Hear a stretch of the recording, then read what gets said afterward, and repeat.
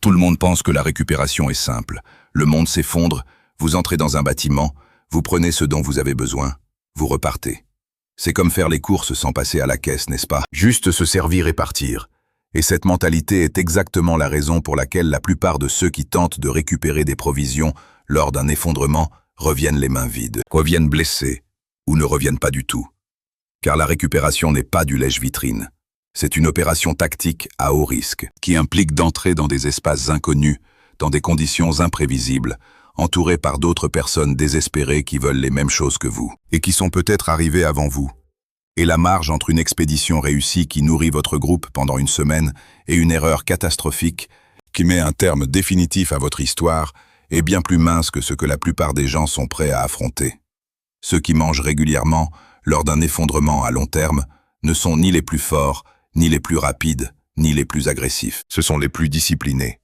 Ils suivent un ensemble de règles qui semblent excessivement prudentes de l'extérieur, mais qui produisent un avantage cumulatif avec le temps. Ils rentrent plus souvent avec des provisions, se blessent moins fréquemment, brûlent moins de calories par sortie et évitent les confrontations, qui transforment les autres récupérateurs en victimes.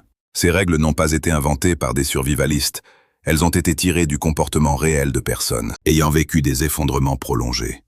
À Sarajevo, au Venezuela, à la Nouvelle-Orléans après Katrina, dans tout scénario où les chaînes d'approvisionnement normales ont disparu et où les humains ont dû se nourrir des restes d'une civilisation qui n'allait pas se rétablir de sitôt. En voici 7. Règle numéro 1. Ne cherchez jamais des provisions là où tout le monde en cherche. Cela semble si évident qu'on ne devrait même pas avoir à le dire. Pourtant, c'est la règle la plus violée, car les êtres humains sont psychologiquement attirés par les mêmes endroits pour les mêmes raisons. Et résister à cette impulsion nécessite un effort conscient que la plupart des gens n'arrivent pas à maintenir sous l'effet du stress. Quand l'effondrement frappe, le cerveau de chacun exécute le même algorithme. J'ai besoin de nourriture. La nourriture se trouve dans les supermarchés. Donc, je vais au supermarché. Et c'est ce que font toutes les personnes dans un rayon de 5 km. Ce qui signifie que le supermarché devient l'endroit le plus dangereux de votre secteur en quelques heures. Non pas à cause de ce qu'il y a à l'intérieur, mais à cause de ceux qui sont à l'extérieur. La règle n'est pas « n'allez pas dans les supermarchés ». La règle est « n'allez pas là où va la foule et allez plutôt là où elle n'est pas ». Pendant que 100 personnes convergent vers l'hypermarché, le distributeur alimentaire industriel situé à 3 km dans la zone des entrepôts reste intact, parce qu'il n'y a pas de panneau indiquant « alimentation » sur la façade, bien que la quantité de nourriture à l'intérieur dépasse celle de n'importe quel commerce de détail d'un facteur 10. Pendant que les gens dépouillent la supérette de la rue principale, le garde-manger de l'église, 3 rues plus loin, possède une réserve pleine de conserves, issue d'une collecte alimentaire que personne en dehors de la paroisse ne connaît. Pendant qu'on se bat pour la pharmacie, la clinique vétérinaire à l'autre bout de la ville dispose d'antibiotiques chimiquement identiques aux médicaments humains. Et sa porte d'entrée est toujours verrouillée, car personne n'a pensé à vérifier. Le changement de mentalité est fondamental. Arrêtez de penser aux endroits où la nourriture est vendue et commencez à penser aux endroits où elle existe. Les restaurants ont des chambres froides et des réserves de produits secs. Les écoles ont des réserves de cantines. Les immeubles de bureaux ont des distributeurs automatiques qui s'ouvrent avec un pied de biche. Entrepôts, centres de distribution, entreprises de restauration, food trucks, cuisines d'hôtels. La liste des lieux contenant de la nourriture, et qui ne ressemblent pas à des magasins d'alimentation, est énorme. Et chacun représente une opportunité que la foule ignore, car la foule ne voit que l'évidence. Règle numéro 2. Faites des repérages avant de fouiller. À chaque fois, sans exception. La différence entre une expédition de récupération et une mission suicide, c'est l'information. Et vous l'obtenez en observant une zone cible avant de vous engager à y entrer. Vous ne vous dirigez pas vers un bâtiment pour y entrer directement. Vous approchez de la zone, trouvez un point d'observation dissimulé à portée visuelle et vous observez pendant au moins 15 à 20 minutes. Vous cherchez des signes d'occupation, des lumières, de la fumée, des mouvements aux fenêtres, des véhicules qui semblent avoir été déplacés récemment, des portes entr'ouvertes ou montrant des dommages récents, toute indication que quelqu'un est déjà à l'intérieur. Vous cherchez des signes de pillage antérieur, vitrées brisées, débris éparpillés, étagères vides visibles à travers les vitres, sacs abandonnés près des sorties. Vous tendez l'oreille pour capter des voix, des générateurs, des chiens, tout ce qui indique une présence humaine. Et vous évaluez les voies d'approche et de repli, en identifiant au moins 2 entrées et 2 sorties, qui n'empruntent pas le même chemin. Les 15 minutes que vous passez à observer vous semblent être une perte de temps quand votre estomac est vide et que votre groupe compte sur vous. Ce n'est pas du temps perdu, c'est l'assurance la moins chère que vous pourrez jamais vous offrir. Parce qu'entrer dans un bâtiment occupé par un groupe hostile ou pénétrer dans une structure piégée par des gens qui savent que des récupérateurs arrivent, ce sont des erreurs irrémédiables.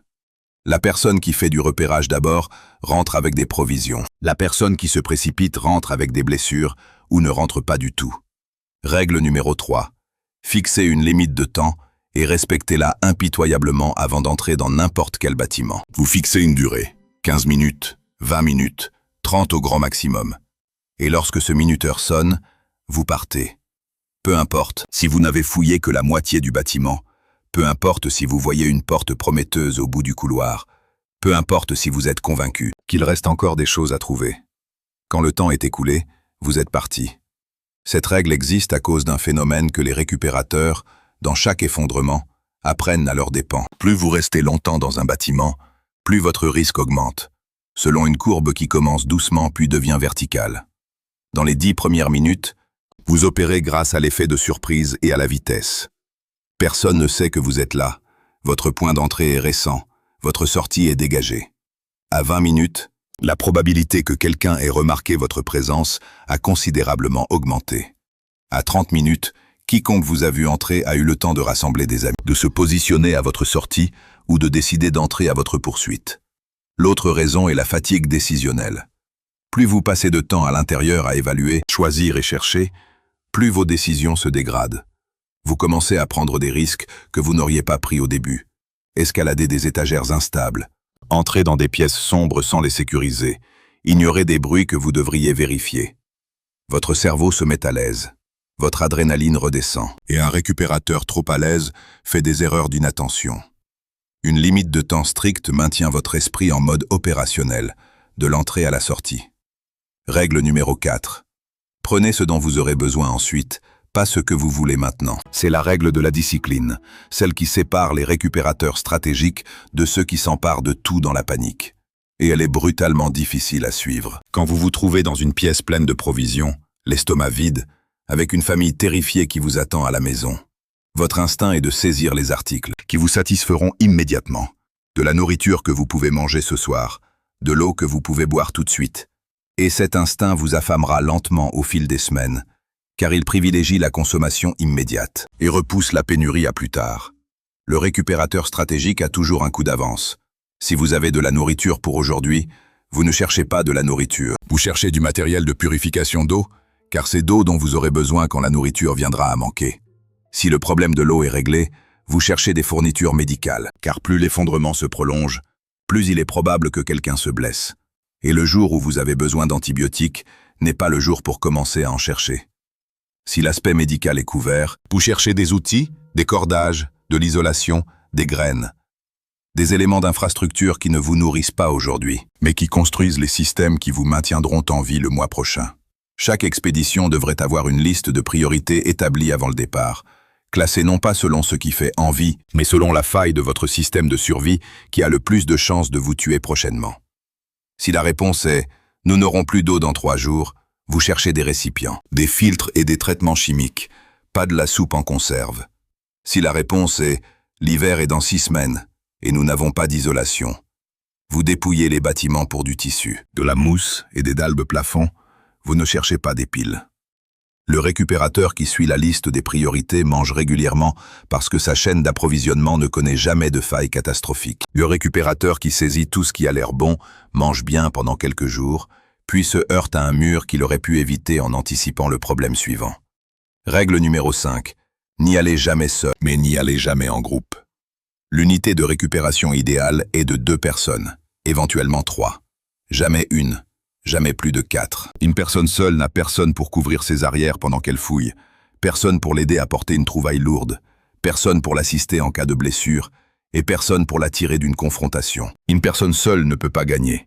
Partir en solo double votre vulnérabilité et élimine le système de base, surveiller et fouiller, où une personne entre dans une pièce, pendant que l'autre couvre la porte.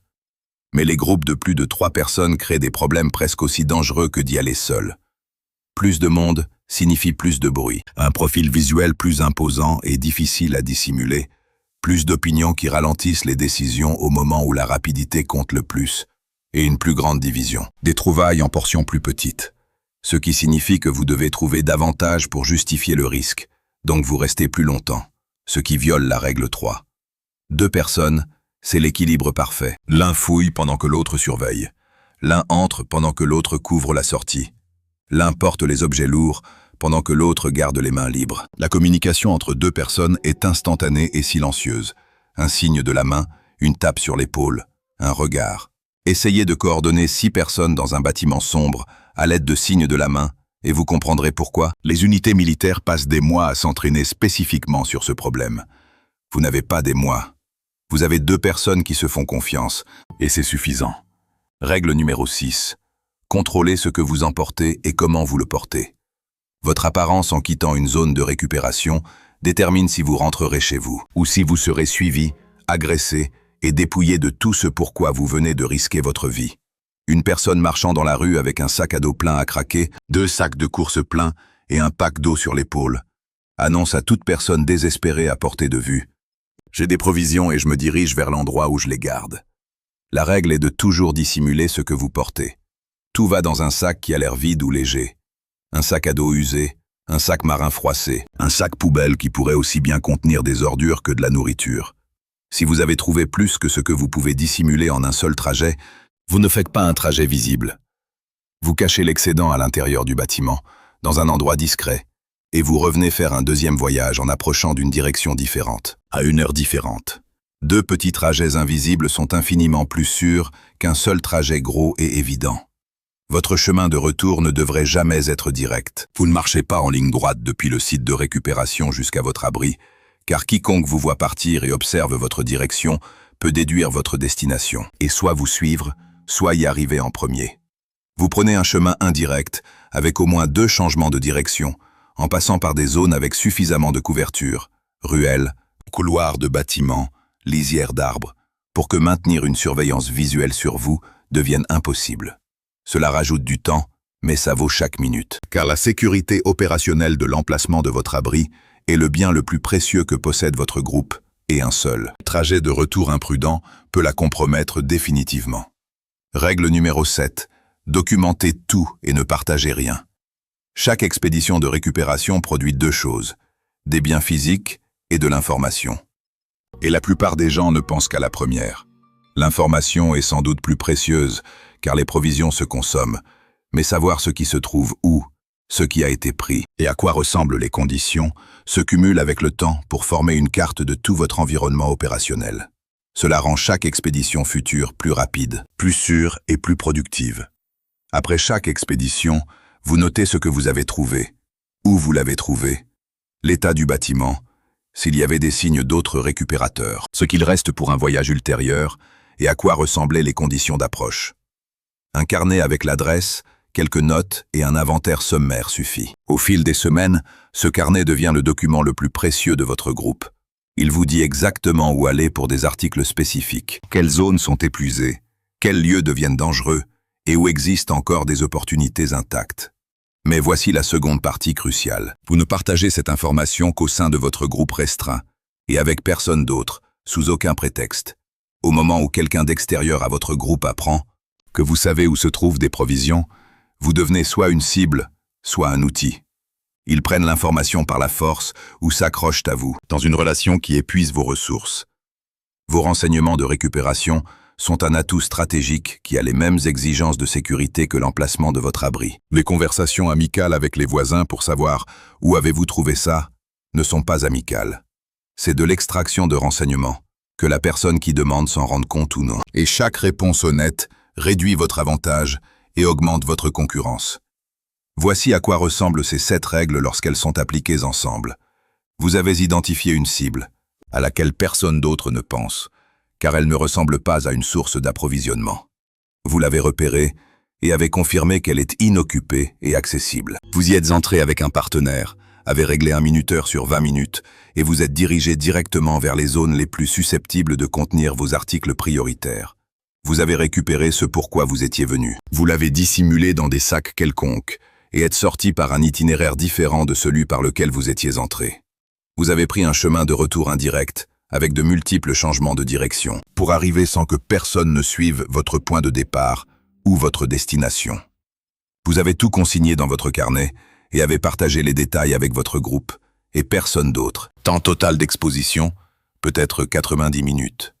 Nombre total de confrontations, 0. Nombre total de blessures, 0.